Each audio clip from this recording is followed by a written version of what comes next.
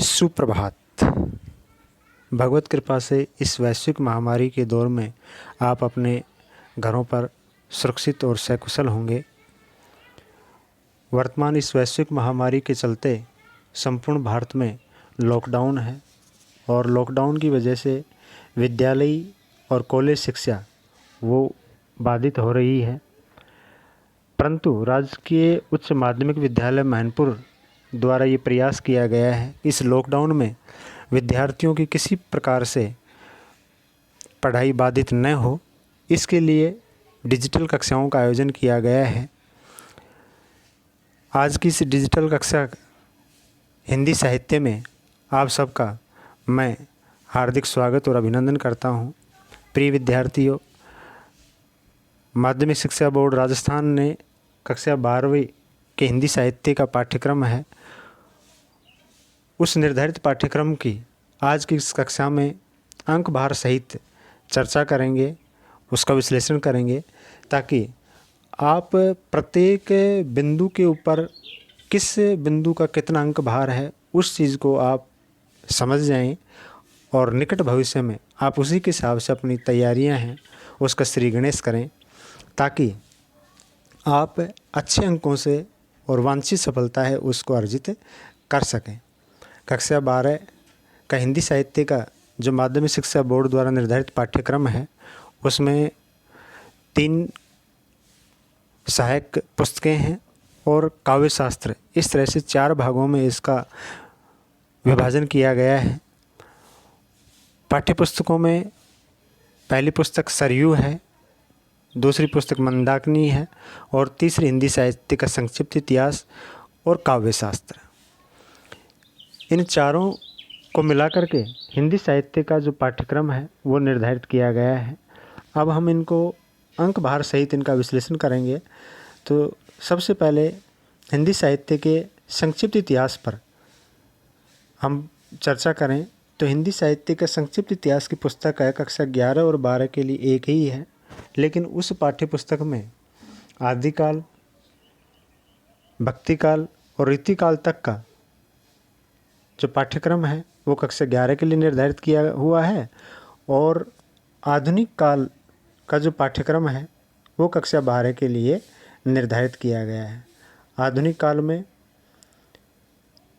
भारतेंद्र युग, महावीर प्रसाद द्विवेदी के नाम पर आधारित द्विवेदी युग, छायावाद, प्रगति और प्रयोगवाद, इसके अलावा आधुनिक जो गद्य है उस गद्य में उपन्यास, कहानी, निबंध और अन्य जो विधाएं हैं उन सब को सम्मिलित कर करके हिंदी साहित्य का जो आधुनिक काल है उनमें से 4 प्रश्न 4-4 अंक के कुल 16 अंकों के अंक भार के साथ आपसे प्रश्न पूछे जाएंगे।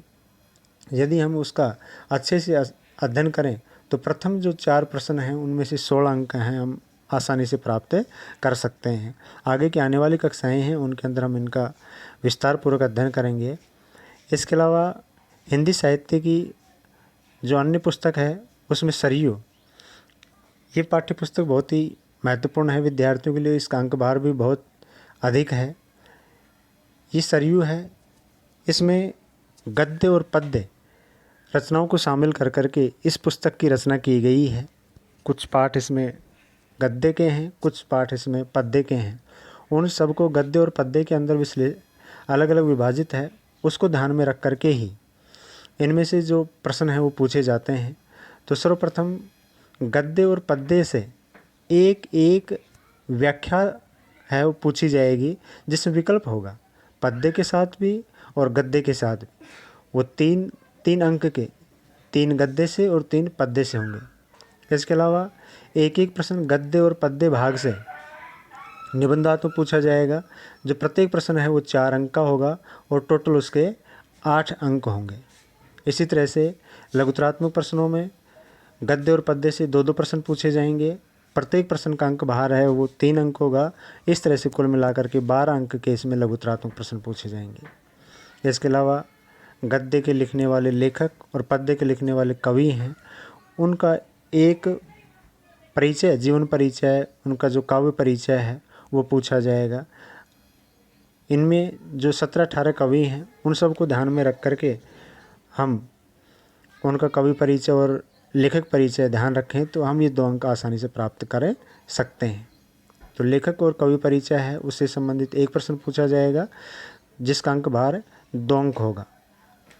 उसके अलावा इस सरयू पुस्तक से ही अति लघुत्रात्मक प्रश्न एक गद्य से और एक पद्य से पूछा जाएगा जिनका अंक भार 2-2 अंक होगा, अर्थात कुल 4 अंक के आपके अति लघुत्रात्मक प्रश्न हैं वो पूछे जाएंगे। इसके अलावा अन्य जो द्वितीय पुस्तक है मंदाकिनी, उस मंदाकिनी से हमसे 16 अंक के प्रश्न पूछे जाएंगे जिनमें से एक निबंधात्मक प्रश्न होगा जिसमें विकल्प होगा और 4 लघुत्रात्मक प्रश्न पूछे जाएंगे जिनका 3-3 अंक के हिसाब से अंक भार 12 होगा।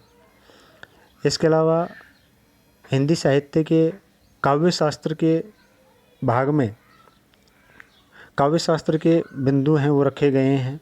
उनमें से काव्य गुण और काव्य दोष के संबंधित 2 प्रश्न पूछे जाएंगे।